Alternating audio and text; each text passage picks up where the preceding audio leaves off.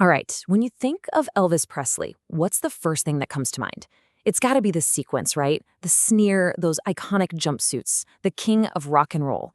But what if I told you that behind that whole legendary persona, there was this incredibly disciplined martial artist, a guy who found his focus, his center, not just in a recording studio, but in a dojo? Yeah, we're going to get into that. So, on one hand, you've got the showman, this global icon that millions of people adored. But then there's this other side, the quiet, disciplined student of karate. Someone looking for control when he was away from all those crowds.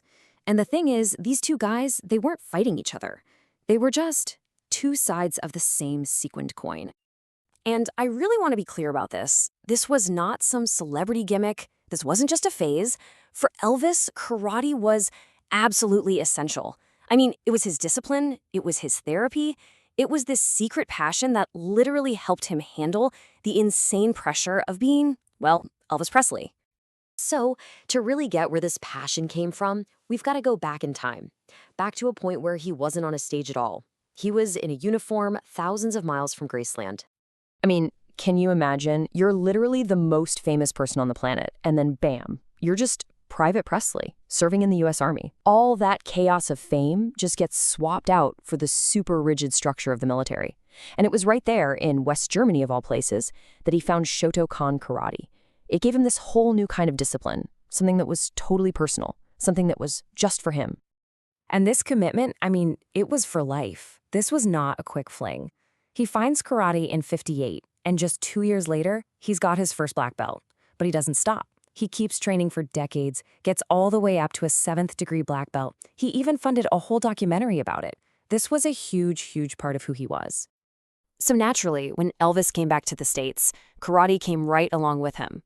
And it wasn't something he just left in the dojo. No way.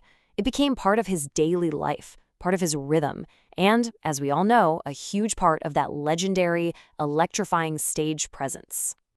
Okay, there's this story. And look, whether it's 100% fact or just a bit of fan legend, it perfectly captures how intense he was. The story goes he once shattered a chandelier with a kick. But here's the best part. He just bowed and kept on training like nothing even happened.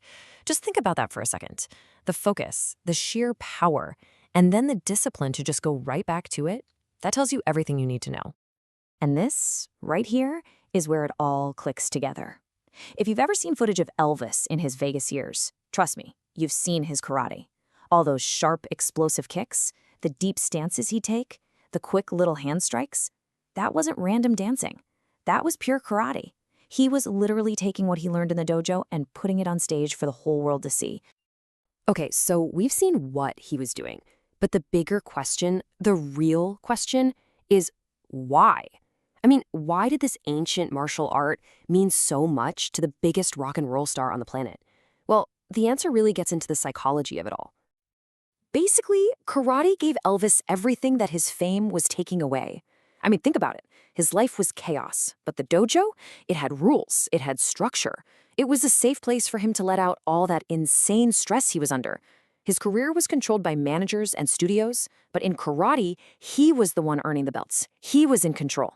And maybe the most important part, in the dojo, he wasn't the king. He was just a student, learning like everybody else. There's actually a term for this in psychology. It's called a flow state. You know that feeling when you're so into something that the rest of the world just disappears? You're just in the zone? That's flow. And Elvis found that on the karate mat. Then he figured out how to take that exact same focused energy and bring it with him onto the stage. He was literally merging his therapy with his art. And again, let's be super clear here, his skills were legit. We're talking about a 7th-degree black belt. That is a serious, serious accomplishment. It takes years and years of dedication, sweat, and grueling discipline. This was not some honorary degree they just handed him because he was famous. No, he earned it. He put in the work. So when you put it all together, how does this secret passion change the way we look at one of the most famous people who ever lived? Well, it kind of reframes everything, doesn't it? It means that those iconic stage poses, they were never just poses. Not at all. Every kick, every stance was an echo of his training. It was a physical sign of his internal struggle for control, for a little bit of peace. So when you watch him, you're not just seeing a performance. You're seeing a man using his discipline, his art, to quite literally survive the spotlight. So it leaves you with this one last thought, right? What if the most iconic pose in rock and roll isn't just a pose? What if it's actually a secret story of survival? The next time you see that image of Elvis frozen mid-kick, just remember everything that went into it. It wasn't just rock and roll, it was resilience, it was discipline, it was a black belt hidden in plain sight.